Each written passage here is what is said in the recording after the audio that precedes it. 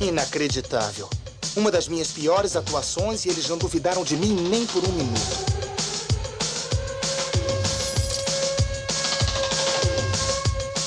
E eu ia perder um dia maravilhoso desses de sol enfurnado naquela escola. Essa é a 9ª vez que eu fico doente esse semestre. Tá começando a ficar difícil arranjar doenças novas. Eu acho que na próxima vou ter que perder um pulmão. Então é melhor fazer a 9ª valer a pena. E se você não curtir de vez em quando, a vida passa e você nem vê. Pois é. Eu já disse isso antes e vou dizer outra vez. A vida passa rápido demais. E se você não parar de vez em quando para viver a vida, acaba perdendo seu tempo. Bom, se você é da minha época, você já deve ter visto esse filme, Curtindo a Vida Adoidado. Falando assim até parece que sou muito velho, né? Da minha época. Tô falando igual a minha mãe já, né? Da minha época, antigamente, desesperador, né? Como o tempo passa rápido. É aquele típico filme de sessão da tarde, né? Passou muito na sessão da tarde. Quem é da minha época e quem tem uns 20 anos, assim como eu tenho, vai se lembrar bem deste filme, um clássico da sessão da tarde, junto com Esqueceram de Mim, Loucademia de Polícia, Querida, Encolheram as Crianças, Lagoa Azul não pode falar, né? Bom, mas esse filme conta a história de um adolescente que um dia quer quebrar as regras. Ele finge que está doente e ele, junto com a sua namorada, seu melhor amigo, eles vão para Chicago curtir a vida no carro, né, na Ferrari do pai do seu amigo. Então o filme gira em torno disso, um dia de quebrar as regras, um dia de chutar o balde, um dia de tentar buscar uma experiência diferente, de ser feliz, um dia de sair da rotina para buscar prazer, para buscar felicidade, para viver uma vida louca. Por isso que o título é Curtindo a Vida Adoidado. E o tema da nossa meditação hoje em Eclesiastes, capítulo 11 e 12, este texto tão conhecido que fala sobre alegra-te jovem no dia da tua mocidade, este texto tão conhecido, nós vamos falar neste texto sobre o tema como curtir a vida ao máximo, ou como aproveitar a vida ao máximo. Você pensa que tem aproveitado a sua vida ao máximo? Você sente que tem aproveitado bem a sua vida, o passar dos seus anos? Você sente que tem vivido de maneira que vale a pena, a sua vida vale a pena, as coisas que você faz têm sentido, o rumo que a sua vida tem tomado tem sentido? Como curtir a vida ao máximo? Eu sou o pastor Marcos, esse é o nosso A Vida Além do Sol, meditações em Eclesiastes. Fique aí conosco e acompanhe a leitura da Palavra de Deus neste nosso penúltimo vídeo aqui em Eclesiastes. Eclesiastes 11, a partir do verso 9. Alegra-te, jovem, na tua juventude, recreie-se o teu coração nos dias da tua mocidade. Anda pelos caminhos que satisfazem ao teu coração e agradam aos teus olhos. Sabe, porém, que de todas estas coisas Deus te pedirá conta. Afasta, pois, do teu coração o desgosto e remove da tua carne a dor, porque a juventude e a primavera da vida são vaidade. Lembra-te do teu Criador nos dias da tua mocidade, antes que venham os maus dias e cheguem os anos dos quais dirás, não tenho neles prazer. Antes que se escureçam o sol, a lua e as estrelas do esplendor da tua vida e tornem a vir as nuvens depois do aguaceiro, no dia em que tremerem os guardas da casa, os teus braços e se curvarem os homens outrora fortes, as tuas pernas, e cessarem os teus moedores da boca, por já serem poucos, e se escurecerem os teus olhos nas janelas, e os teus lábios, quais portas da rua, se fecharem, no dia em que não puderes falar em alta voz, te levantares a voz das aves, e todas as harmonias, filhas da música, te diminuírem. Como também quando temeres o que é alto, e te espantares no caminho, e te embranqueceres como floresce a amendoeira, e o gafanhoto te for um peso, e te perecer o apetite, porque vais à casa eterna, e os pranteadores andem rodeando pela praça.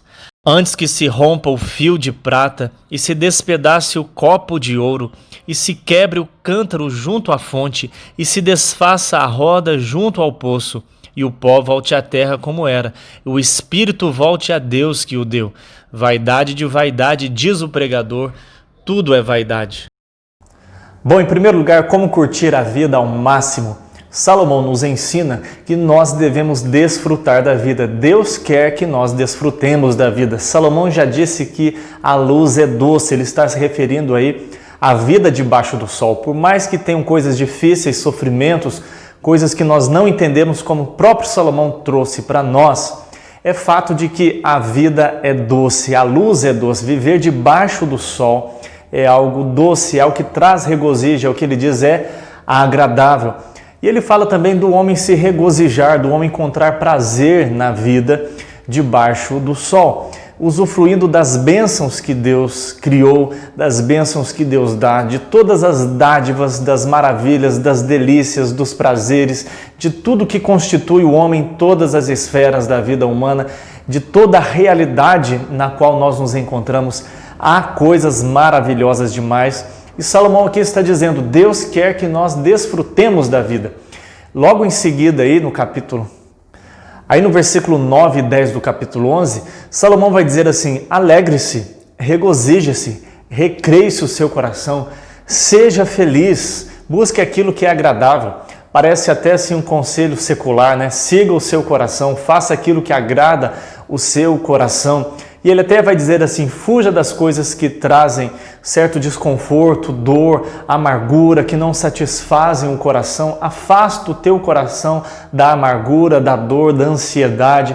Se afaste dessas coisas e busque felicidade, busque alegria, busque usufruir das bênçãos que Deus te dá. E isso, inclusive, me lembra lá de Paulo em 1 Timóteo 4:4, quando o apóstolo diz que tudo que Deus criou é bom e deve ser recebido com ações de graças e nada é recusável, pois pela palavra e oração tudo é santificado. Ou seja, não é fazer uma oraçãozinha e ler a Bíblia para justificar o que a gente vai fazer. O que ele quer dizer é que à luz da Bíblia e à luz da comunhão com Deus pela oração, nós teremos sabedoria de discernir de fato aquilo que é bom. E uma vez que fazemos assim, nós devemos receber e usufruir de todas as bênçãos que Deus nos dá com alegria, com gratidão. Percebam aqui que há um convite da parte de Deus para a alegria. Deus está nos convocando, nos exortando à alegria. Alegre-se é a palavra aqui de Salomão. Seja alegre, viva a vida com intensidade, viva a vida com plenitude, usufrua de tudo que você tem, de tudo que você é e de tudo aquilo que Deus te dá. E à luz disso, nós poderíamos até dizer que não usufruir das bênçãos de Deus é ingratidão, é pecado. Nós não só devemos, como podemos usufruir das bênçãos de Deus. O mundo que Deus criou, a realidade que Deus criou, é de Deus. O mundo que jaz no maligno é o mundo como sistema mundano, pecaminoso, anti-Deus e anticristão. Mas a criação é criação de Deus, não tem nada disso de que isso é do diabo, aquilo é do diabo. Tem coisas que são do diabo, o seu reino das trevas. Mas às vezes é mais fácil a gente ficar fazendo assim, né? Isso é do diabo, aquilo é proibido, isso não pode, do que ensinar a maturidade e o discernimento. E muitas vezes nós chamamos de coisas do diabo, coisas que são de Deus, que Deus criou para o nosso prazer. Deus não é contra o prazer, Ele é muito a favor do prazer. Ele mesmo está dizendo, alegre-se, aproveite, regozije-se, busque alegria, busque felicidade, faça aquilo que agrada ao seu coração. É um certo até hedonismo evangélico, vamos dizer assim. John Piper fala muito sobre isso, né? Sobre esta alegria, sobre este hedonismo cristão, sobre esta busca de prazer cristão. Claro, vamos entender isso melhor, não é? Mas o primeiro ponto aqui é o seguinte, Deus quer que nós desfrutemos da vida e nós podemos e devemos desfrutar da vida como um dom de Deus.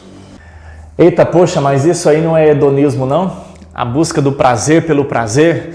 Não parece o mesmo discurso que a gente ouve aí no mundo, na mídia? Siga o seu coração, faça o que te faz feliz, busque alegria. Não é o prazer virando aí um ídolo, um Deus, aquilo que controla o nosso coração, a razão de viver, que domina todas as áreas da nossa vida e nos controla e nos escraviza. Qual a diferença disso para o hedonismo que nós encontramos aí no mundo? Qual a diferença para o discurso aí da autoajuda? Faça aquilo que te faça feliz, que te faz melhor. Se te faz feliz e te faz bem, então vá em frente, meu filho. Siga o seu coração. Peraí, qual a diferença então para o conselho da Bíblia? Ah, mas há uma grande diferença. Deus nos exorta sim à alegria, mas não uma alegria sozinha, não uma alegria pela alegria. Vocês repararam bem aí que as dádivas são de Deus. Tudo aquilo que Deus criou, a realidade que nos cerca, a nossa própria vida, tudo isso vem de Deus e nele nós nos movemos e existimos. Salomão bate muito nesta tecla. As bênçãos são uma dádiva de Deus e devem ser desfrutadas como uma dádiva de Deus. E vocês observaram aí que Salomão exorta a que os jovens, a que nós desfrutemos da vida, mas ele vai colocar alguns direcionamentos, alguns freios, algumas barras de direção, alguns sinais para mostrar para nós o melhor caminho. Ele vai dizer, por exemplo, primeiramente aí, saiba que Deus pedirá contas. Então não é uma busca de prazer irresponsável, mas é uma busca diante de Deus. É uma busca com uma vida vivida diante de Deus. É uma busca com piedade. É uma busca que reconhece a Deus. É o prazer vivido de maneira saudável, de maneira sadia, de maneira pura, de maneira ingênua até certo sentido, de maneira santa, de maneira piedosa. Isso é temer a Deus, é viver uma vida diante de Deus, é usufruir das bênçãos em relação a Deus, para Deus, nos parâmetros de Deus, sabendo que não é uma vida louca sem freio. E isto seria escravidão do pecado, seria reduzir a nossa vida a um prazer, a um aspecto só. Mas é nós usufruirmos das bênçãos de Deus em relação a Deus, sabendo que nós prestaremos conta. Mas isso não é algo simplesmente para meter medo em alguém, ó, não faz isso, não você vai apanhar, viu, filho? Se você tocar a mão aí, você vai ficar de castigo. Não é só constranger pelo medo. A ideia de prestar contas é uma ideia não só, claro, de que nós corremos o risco de pecar e desagradar a Deus e estaremos passíveis do seu juízo, mas é também segurança para nós, é o melhor para nós. Saber que nós prestaremos contas a Deus nos livra dos perigos. Deus quer nos livrar dos machucados que nós teremos se chutarmos o balde e simplesmente realizarmos tudo o que está no nosso coração. Então, nós devemos submeter os desejos do nosso coração a Deus. É isso que Salomão aqui está nos ensinando. Lembra que você prestará contas a Deus. E outra coisa que Salomão coloca aí é o seguinte: virão dias maus. Antes que venham os dias maus, saiba que virão tempos difíceis. Então, não viva uma vida irresponsável. Pense nas consequências das suas escolhas, dos seus atos, das suas ações, dos caminhos que você tem trilhado, porque virão dias maus. Esta sua saúde, este seu corpo, esta sua juventude, esta sua força, tudo isso um dia vai passar e virão dias maus. Por isso que o salmista vai dizer no Salmo 119:9, de que maneira poderá guardar o jovem, o seu caminho, considerando segundo a palavra de Deus. Por isso também que Provérbios 3 vai nos dizer o seguinte, que nós devemos considerar o Senhor em todos os nossos caminhos e Ele é quem vai endireitar as nossas veredas. Ainda no Salmo de número, qual mesmo? E lá no Salmo 37:4 diz: agrada-te do Senhor e Ele satisfará os desejos do teu coração. A ideia lá não é a seguinte, faz um agradinho para Deus que Ele vai fazer tudo o que você quiser. Isso seria usar Deus como um ídolo, como um gênio da lâmpada mágica, você esprega um pouquinho e Ele te concede um desejo. Não é isso que Deus está nos ensinando ali. Quer dizer assim, que o Senhor seja aquilo que te agrada, que o Senhor seja o deleite da tua alma, que a tua alma se agrade em Deus, se deleite em Deus. Ou seja, nós devemos nos agradar de Deus. O nosso maior deleite e prazer deve estar em Deus, em agradá-lo, em nos deleitarmos nele, na sua vontade. E se isso ocorrer, isso mudará os próprios desejos do nosso coração, porque os desejos do nosso coração não serão mais egoístas, pecaminosos, egocêntricos, mas serão desejos alinhados com a palavra de Deus, com a sua vontade, porque o maior desejo, o maior deleite do nosso coração vai ser agradar e glorificar o nome de Deus. Portanto, este usufruir das bênçãos de Deus é sempre em relação a Deus de maneira que agrada a Deus, senão sim será puro hedonismo humano, ou seja, a busca do prazer pelo prazer, sermos definidos pelo prazer, ter o prazer como o maior objetivo da vida. E o prazer vai virar um ídolo, um Deus no nosso coração. A razão de viver vai ser viver só pelo prazer. Qualquer desconforto nós vamos eliminar da nossa vida ou querer eliminar, porque nós somos tão egoístas e egocêntricos que nós queremos prazer a qualquer custo. Qualquer situação que invada o meu reinozinho pessoal, eu vou me ver chateado, aborrecido, frustrado, porque eu quero que as coisas aconteçam do jeito que eu quero que aconteçam e não segundo a palavra de Deus. Então, por isso que as bênçãos de Deus devem ser vividas sempre em relação a Deus. Não podemos trocar as bênçãos pelo abençoador. Nós devemos adorar a Deus, usufruir das suas bênçãos com gratidão, em adoração a Deus, para a glória de Deus, mas jamais colocar essas bênçãos no lugar de Deus. Elas são pistas para nos levarem a Deus e a glorificarmos ainda mais a Deus. É triste porque a maioria dos homens faz ídolos o tempo todo no seu coração. Ao invés de adorar o Criador, adoram a criatura, adoram a si mesmos e adoram as coisas criadas, pecam contra Deus, são idólatras, são maus, perversos, deixam de adorar a Deus e de reconhecê-lo e ainda usam as bênçãos de Deus contra Deus e para pecar. Deus nos ajude a adorar a Deus e a usufruir das bênçãos de Deus com um coração grato, de maneira santa e correta para a glória de Deus. Mas Deus não é um estraga-prazer, Deus não é contra o prazer, que isso aí fique bem claro, viu? Deus não é contra o prazer, Deus não é um cara chato que estraga prazer. Muito pelo contrário, Deus é quem criou o prazer, Ele convida você a se alegrar, Ele é totalmente favorável ao prazer, mas que seja um prazer nele, que seja um prazer correto, um prazer pleno, pois o pecado estraga qualquer prazer. E além disso, Deus quer nos livrar da amargura do coração, quer que nós afastemos do nosso coração, Deus quer afastar do nosso coração o desgosto e a dor, a amargura. Ele quer nos conduzir por caminhos bons e caminhos de vida. E observe ainda neste segundo ponto, antes de encerrarmos, que Salomão vai dizer assim: lembra-te do teu Criador no dia da tua mocidade, antes que venham os maus dias nos quais dirás, não tenho neles prazer. É hoje, é agora, não deixe para amanhã. Não deixe para depois. Muitas vezes as pessoas falam assim: eu vou aproveitar a vida primeiro, depois eu me dedico a Deus, depois eu busco a Deus, depois eu penso em Deus. Deixa eu aproveitar primeiro a minha vida. Essa pessoa tem uma convicção totalmente equivocada do que seja vida e do que seja aproveitar a vida.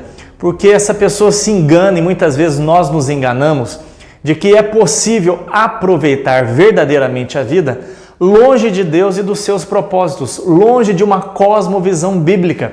Meu querido, você não está aproveitando a vida coisa nenhuma. Você está sendo escravo de você, escravo do seu ego, escravo do seu coração, escravo do pecado, escravo dos prazeres. Você reduziu a sua vida. Você, na verdade, é um escravo, um capacho. E você não está aproveitando coisa nenhuma. Só em comunhão com Deus nós podemos, de fato, aproveitar a vida. E Salomão aqui está nos exortando: use os melhores anos que você tem para isso. Viva desde agora essa intensidade, esta alegria. Não deixe para depois.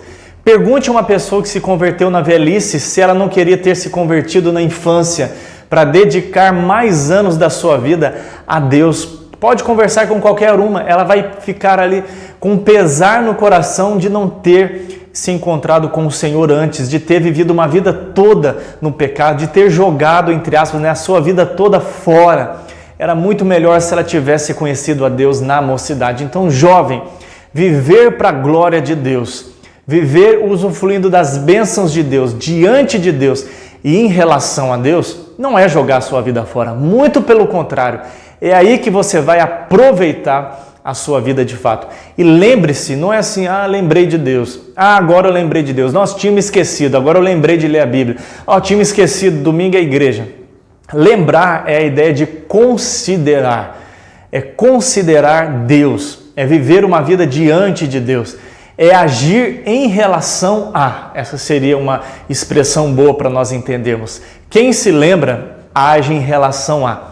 Por exemplo, nos 10 mandamentos, há um mandamento assim: lembra-te do dia de sábado para o santificar. Lembrar ali é o seguinte: considere, valorize, reflita, pense, haja em relação ao sábado para você poder guardá-lo. E a mesma coisa aqui: lembra-te do teu Criador, ou seja, considere o Senhor em todos os seus caminhos e considere a Deus desde a mocidade. Bom, nós já vimos até aqui que Deus quer que desfrutemos a vida com intensidade. Em segundo lugar, devemos desfrutar da vida em relação a Deus. E em último lugar, devemos desfrutar da vida numa perspectiva eterna. Observe aí que Salomão diz o seguinte: antes que venham os dias nos quais dirás, não tenho neles prazer. Salomão está falando de prazer, está falando de alegria. Alegre-se, seja feliz, regozije-se o seu coração. E ele diz: lembra-te do teu Criador nos dias da tua mocidade. Use os melhores dias para viver para a glória de Deus. Antes que venham os dias nos quais dirás, não tenho neles prazer. Olha como é uma loucura fazer do prazer um estilo de vida e a razão de viver. Por quê? Porque o prazer passa. As experiências da vida, sejam boas ou ruins, são passageiras. Salomão deixa isso muito claro. Antes que venham os dias nos quais dirás, não tenho neles prazer.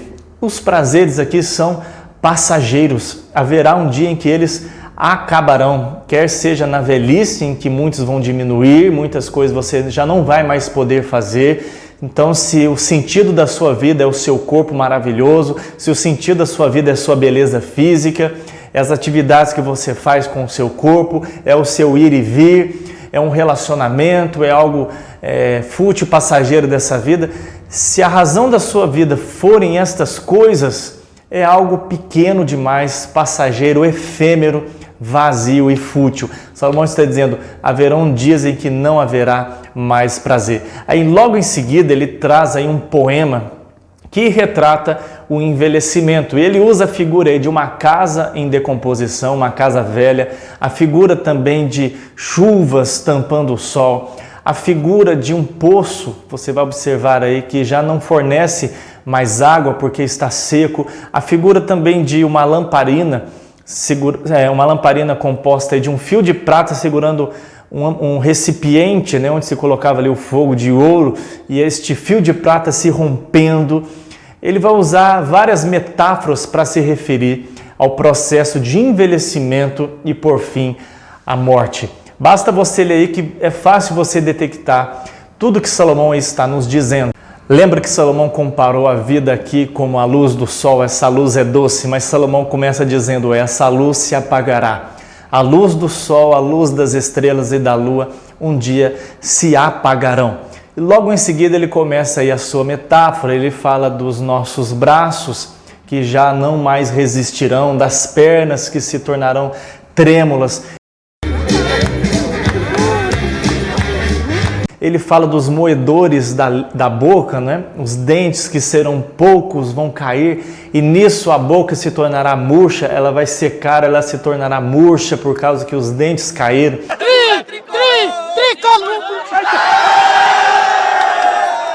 Ele fala da visão na janela que vai se tornar míope, nós não vamos conseguir mais enxergar longe, o ouvido nós não vamos conseguir mais ouvir como ouvíamos antigamente, mas ao mesmo tempo a insônia virá. Ele diz aí: as aves, nós acordaremos ao som das...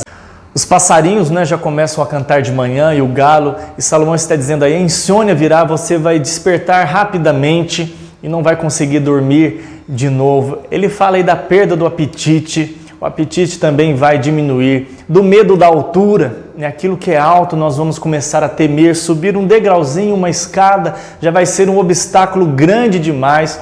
Fala também que nós temeremos os inimigos, né? Andar já não vai ser mais como antigamente, nós vamos precisar andar nos escorando, andar arrastando o pé, encurvado. e vamos ter medo das coisas que nos cercam.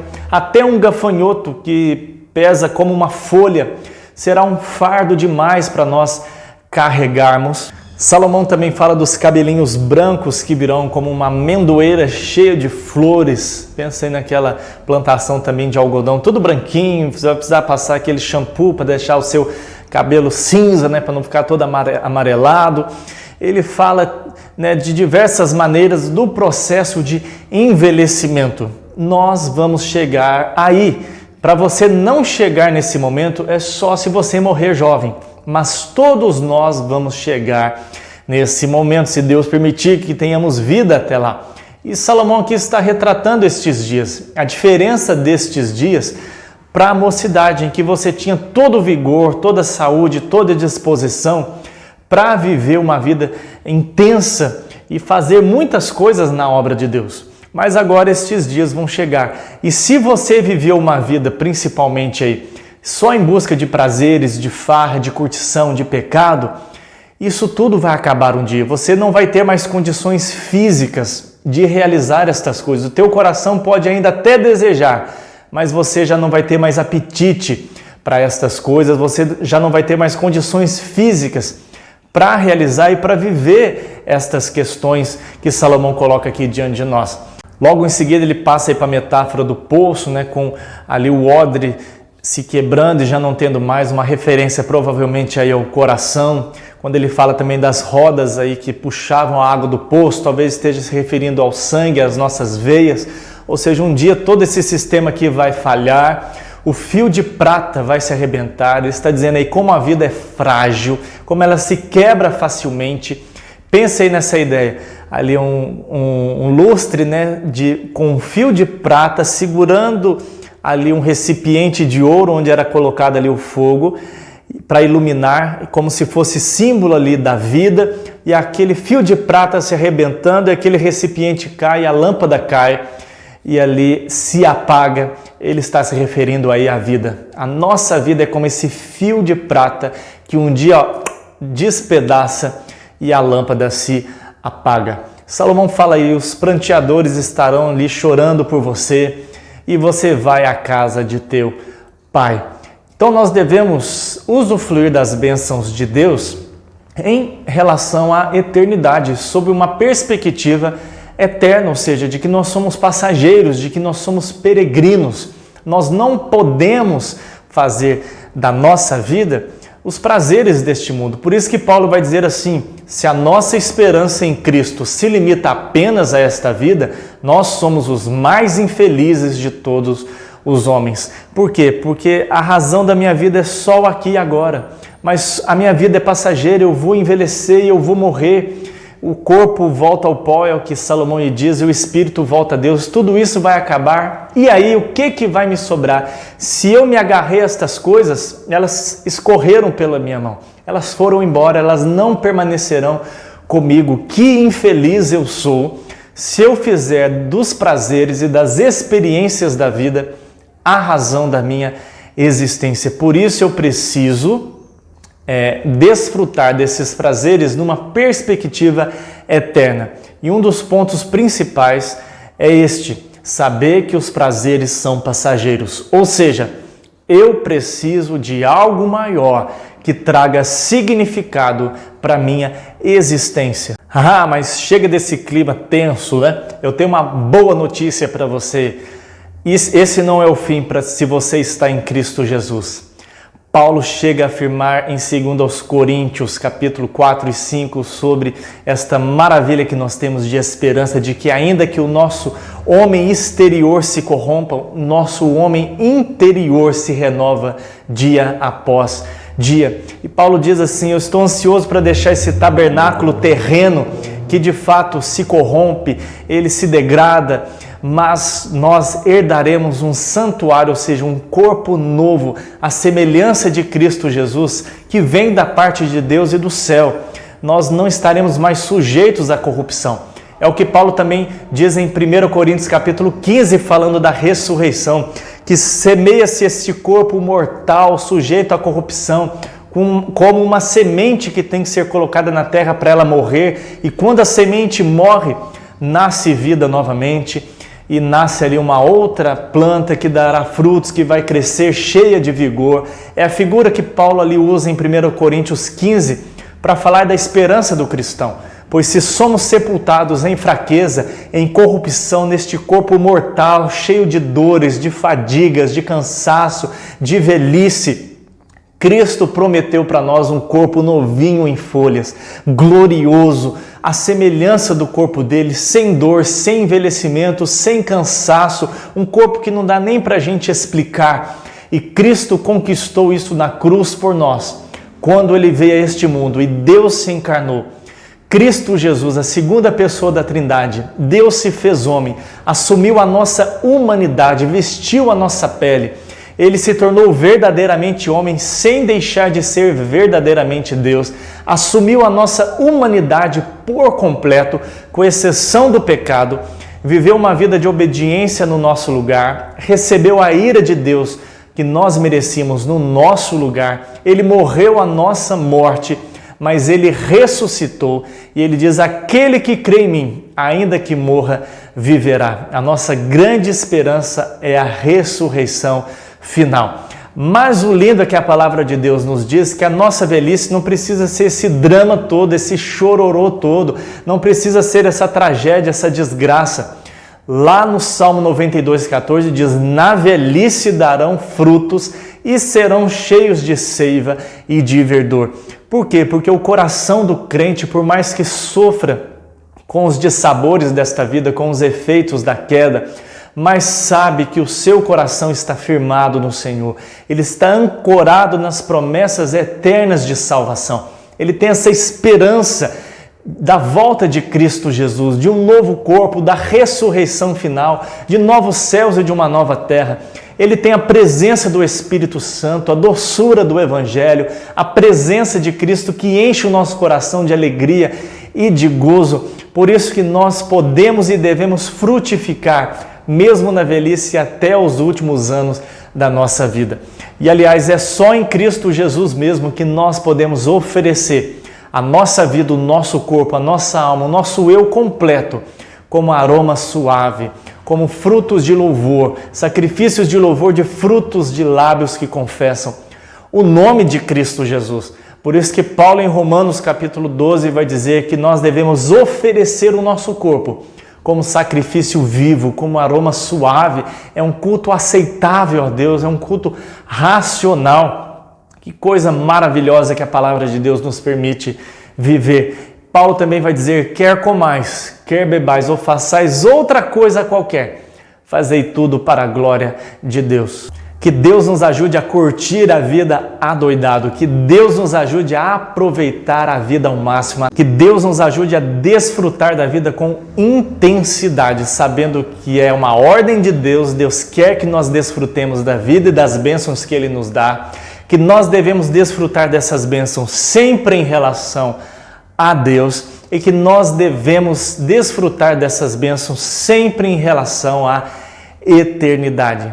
Glórias a Deus por Jesus Cristo, que nos salva deste marasmo e nos permite desfrutar ao máximo, com plenitude de vida. Ele nos dá alegria e não dá como o mundo dá, ele dá uma alegria diferente. Por isso que Paulo vai dizer: alegrai-vos no Senhor.